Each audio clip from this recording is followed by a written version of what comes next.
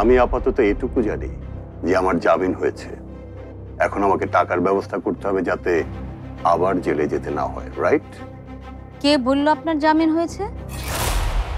আমাকে বাঁচাও পারি, প্লিজ আমাকে বাঁচাও। ভাইয়া শুন, কি হয়েছে বলবি তো? ওরা আমাকে মেরে ফেলবে, আমাকে মেরে ফেলবে ওরা। কারা মেরে ফেলবে? ওই মহিলা? ওই নাদিয়া আন্টি আমাকে ফাঁসিয়েছে রে মিথি। আমি একা কথা বলতে চাই আপনার সাথে। তাহলে আমি একটু একা হয়ে যাই।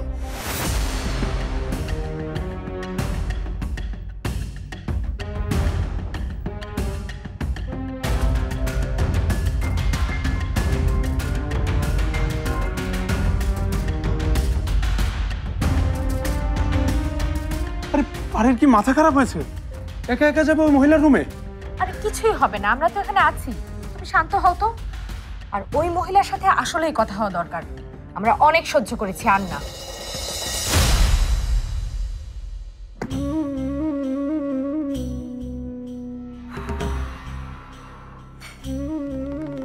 আমি ভাবতেই পারিনি ওই বেঈমানটার সাথে আমাকে আবার কথা বলতে হবে।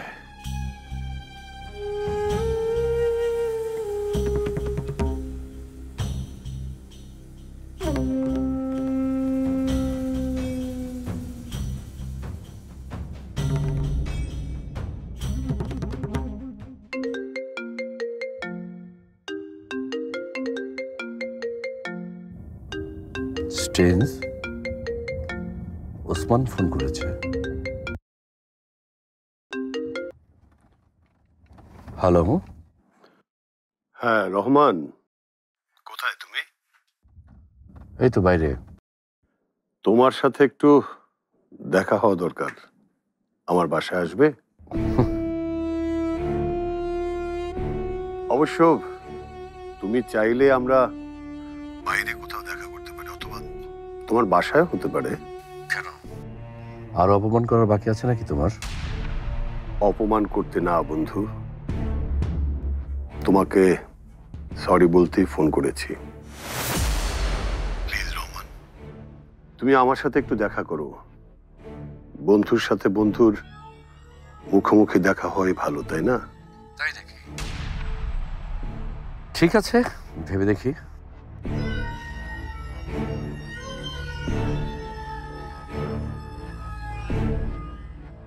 দেয়ালে তোমার পিঠ ঠেকে গেছে ওসমান আলী খান, আর তাই আবার আমাকে মনে পড়েছে। ঠিক আছে, দেখা হবে বন্ধু, দেখা হবে। এবার তোমাকে আমি পায়ের তলায় পিষে ফেলবো।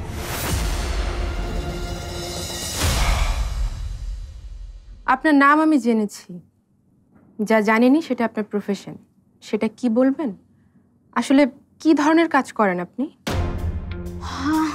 হঠাৎ আমার প্রফেশন নিয়ে তোমার এত আগ্রহ? ও বুঝেছি, সেই অর্ধ বিকশিত মেয়েটি মানে মিথিলা তোমাকে ভয় দেখিয়ে দিয়েছে, তাই না? আপনার কারণে আমার ফ্যামিলির মানুষজন আতঙ্কে আছে। আমার ফ্যামিলির কারো কোনো ক্ষতি কিন্তু আমি মেনে নেব না। তোমার কি মনে হয় আমি তোমার ফ্যামিলির কোনো মেম্বারের কোনো ক্ষতি করেছি বা ইন ফিউচার করব? দেখুন, আপনি কি করতে পারেন বা কি করতে চান সে বিষয়ে আমি কিছুই জানি না। ইনফ্যাক্ট আমি আপনাকে ভালোভাবে চিনিই না। আজকে ভাইয়া খুব একটা খারাপ অবস্থার মধ্যে পড়েছে। ভাইয়ার ধারণা এর পেছনে আপনি দায়ী। আপনি কেন ভাইয়াকে এসবের মধ্যে জড়াচ্ছেন? আপনার ঘরে লাশের ছবি পাওয়া গেছে। এগুলো কি কোনো সুস্থ স্বাভাবিক মানুষের কাছে থাকে? আর ইরফানের বাবাকে এত সহজে কিভাবে জেল থেকে বের করলেন আপনি? সব প্রশ্নের উত্তর আমার চাই। তার আগে আমার একটা প্রশ্নের উত্তর দাও তো পারমিতা।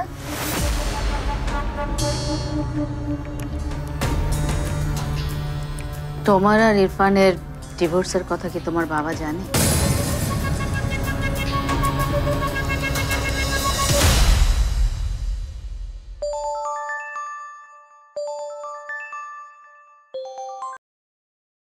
হ্যালো রিয়া মামুনি। হাই পাপা। একটা দারুণ ব্যাপার ঘটেছে রে মা। এই তুই কোথায়?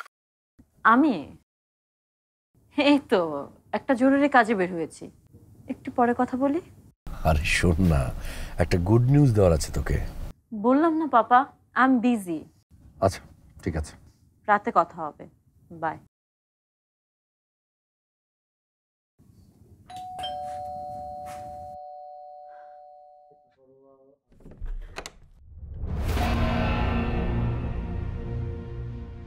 কে আপনি?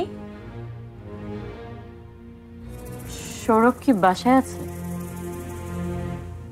ওকে বলো রিয়া এসেছে, রিয়া রহমান। আপনি কি আমাকে ব্ল্যাকমেল করার চেষ্টা করছেন? না তো, তোমাদের ডিভোর্সের ব্যাপারটার খবর পেয়েছি আমি ও বাড়ি থেকে, তাই ভাবলাম। তাই ভাবলেন এই ব্যাপারটাকে কাজে লাগিয়ে নিজের ফায়দা লুটবেন, তাই তো? এরকম কারা করে জানেন? খারাপ মানুষেরা। কে ভালো কে মন্দ এত তাড়াতাড়ি সিদ্ধান্ত নিতে যেও না পারমিতা, তাতে নিজেরই ক্ষতি। আপনি তাহলে সেই মানুষ যারা পৃথিবীতে লাভ আর ক্ষতি এই দুটো ব্যাপারই বোঝে, এর বাইরেও যে কিছু থাকতে পারে তা জানে না। আছে নাকি? আমি তোমার চেয়ে বয়সে অনেক বড়, অনেক দেখেছি, অনেক জানি। পৃথিবীতে লাভ আর ক্ষতি ছাড়া কিছুই নেই। দেনা পাওনা, ব্যাস এইটুকুই।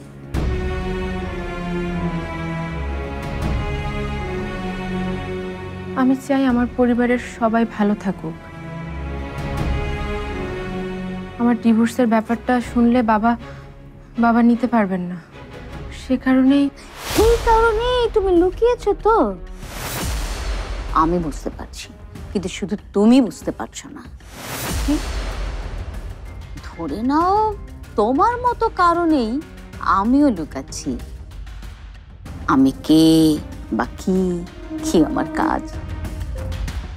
আমার পরিচয় প্রকাশ পেলে তোমাদেরই ক্ষতি, বিশেষত তোমার বাবা। কেন? আমার বাবার আবার কি হবে? আজকের মতো কথাবার্তা শেষ, পারমিতা। মানে তুমি যে প্রশ্ন নিয়ে আমার কাছে এসেছিলে, আমি কে, আমি কি করতে চাই, এর উত্তর আমি তোমাকে দেব না। আর এই নিয়ে তুমি কোনো বাড়াবাড়িও করবে না। আপনি বললেই আমি শুনবো নাকি? শুনবে, কারণ এই কারণেই আমি তোমার আর ইরফানের ডিভোর্সের ব্যাপারটা গিলে ফেলব, মানে হজমও করে ফেলব। তুমি যে তোমার ডিভোর্সের ব্যাপারটা জানাওনি, তার কারণ এই পরিবারের সবার ভালোর জন্য, তাই না? আমার কাজ নিয়ে, আমার পরিচয় নিয়ে তুমি কোনো কথা বলবে না, কারণ সেটা তোমার পরিবারের ভালোর জন্যই। বুঝতে পেরেছো? তাহলে এটাকে আমি ডিল হিসাবে ধরে নিচ্ছি, কি বলো?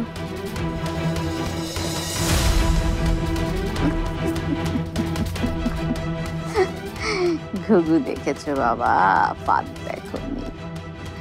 তোমার সামনে আরো অনেক কিছু দেখার বাকি আছে পারমিতা, দেখবে।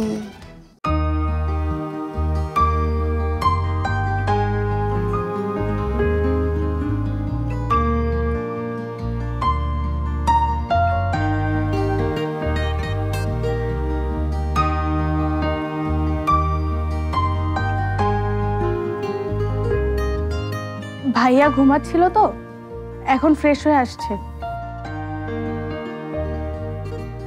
সারা রাত ঘুমায়নি তাই না? জানো, এই প্রথম ভাইয়ার কোনো মেয়ে বন্ধু আমাদের বাড়িতে এসেছে, তাই খুব ভাল লাগছে। তাই নাকি? আমার আগে আর কেউ আসেনি? ভাইয়ার অনেক মেয়ে বন্ধু আছে, কিন্তু কখনোই বাড়িতে আনে না, ভয় পায় যদি আমি ধরে বিয়ে দিয়ে দিই। চা না কফি খাবেন? তুমি বানাবে? বানাতে পারো? শুনেছি মানুষের নাকি দুই রকমের চোখ আছে, বাইরের আর ভেতরের। বাইরের গুলো কাজ না করলেও ভেতরের গুলো অনেক কাজ করে। তাই এই বাড়ির কোথায় কি আছে সবই আমার জানা। এই পেন্টিংসটা কেমন জানো? আমারই আঁকা ওটা, তাই বলতে পারি খুব একটা খারাপ হয়। তো চা না কফি? এখনো তো বললেন না। তবে যতটুকু বুঝতে পারছি আপনি কফি পার্সন। চিনি হাফ স্পুন, রাইট? ইমপ্রেসিভ। সৌরভের বোন আমি, ইমপ্রেসিভ তো হতেই হবে। আমি কফি নিয়ে আসছি।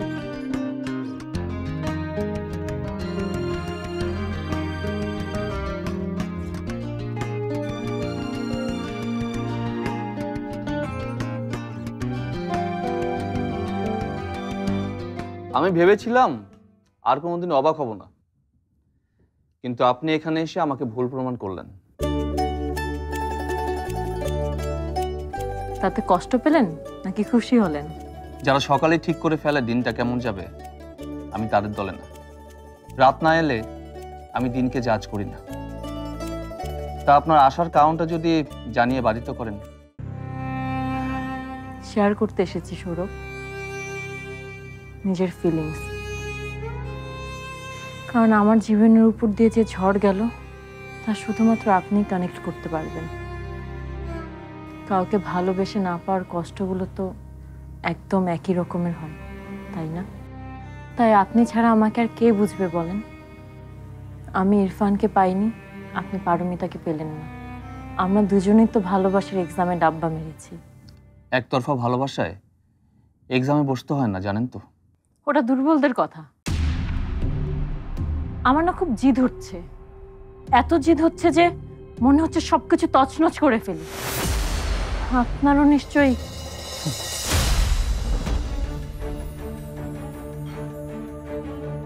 যে ভালোবাসা তছনছ করতে চায় সেটা যে ভালোবাসা না, এটা আর কবে বুঝবেন রিয়া?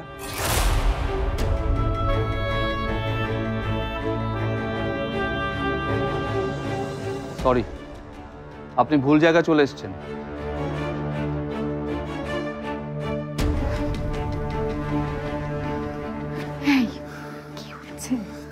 আমিও তো বুঝতে পারছি না।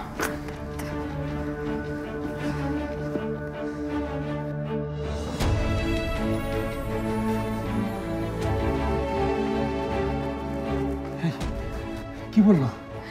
কিছু জানতে পারলে? আমি জানতাম তুমি ওনার মুখ থেকে কিছু বের করতে পারবে না।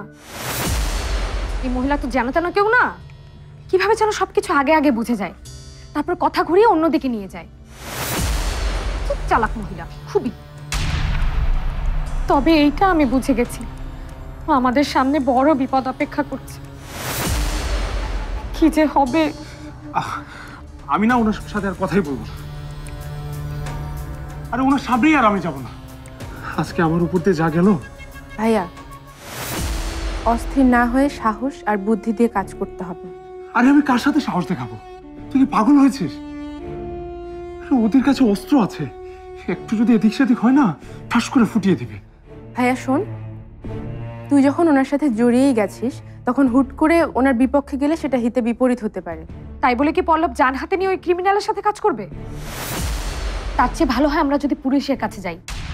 পুলিশের কাছে কমপ্লেন করলে এই ক্রিমিনালটাকে হাজতে ধরে নিয়ে যাবে। আরে না না, পুলিশের কাছে যাওয়াই যাবে না।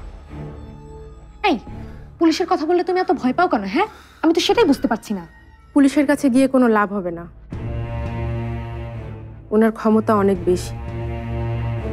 আমরা যা ভাবছি তার চেয়ে অনেক অনেক বেশি। সেটার প্রমাণ আমি এর মধ্যে পেয়ে গেছি। কি প্রমাণ? এই কি করেছে? নিজের মুখে না বললেও ওনার পরিচয় আমি অন্যভাবে বের করবই। কিন্তু কিভাবে?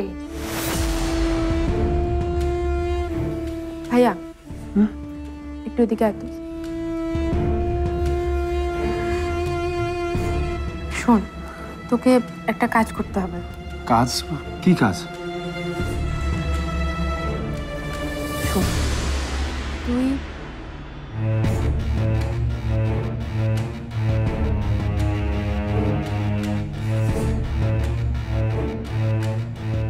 কালকেই তুই এই কাজটা কর, পারবি না ভাইয়া? পারতে তো হবেই, তাছাড়া তো আর কোনো উপায় দেখছি না। কিন্তু পারি, সেটাতে না খুব রিস্ক, বুঝলি, খুবই রিস্ক। রিস্ক তো আছেই ভাইয়া, কিন্তু ওনার সম্পর্কে জানার আমাদের কাছে এর থেকে ভালো উপায়ও তো নেই। বেশ, তুই যা বলবি আমি তাই করতে রাজি। দেখা যাক, বাকিটা তো আর বলতে পারবো না। আর কতবার বলবো, আমার কোনো জিদ নেই পারমিতাকে পাওয়ার। পারমিতাকে আমি ভালোবাসি, আমি চাই ও ভালো থাকুক, যাকে ভালোবাসে তার সাথে থাকুক, that's it. Are you crazy? এটা কেমন ভালোবাসা? যে ভালোবাসার পার্টনারকে নিজের করে পাওয়ার কোনো ইচ্ছে নেই, সেটা ভালোবাসাই হতে পারে না। ইয়া, নাও আই গট ইট। আপনি আসলে পারমিতাকে ভালোই বাসেন।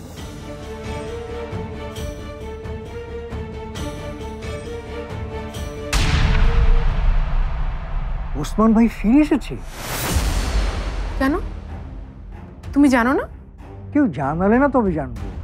তাহলে নাদিয়া আন্টিকে কে বলেছে ইরফানের বাবাকে ছাড়িয়ে আনতে? ওসমান হলো সাপের মতো, কোনোভাবেই ওকে বিশ্বাস করা যাবে না।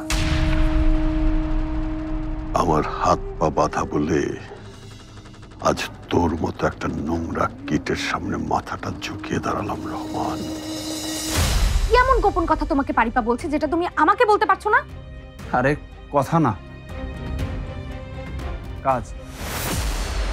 এটা কাজ করতে বলেছে পারি আমাকে। আমি চিরদিনের মতো তোমার জীবন থেকে হারিয়ে গেছি ইরফান।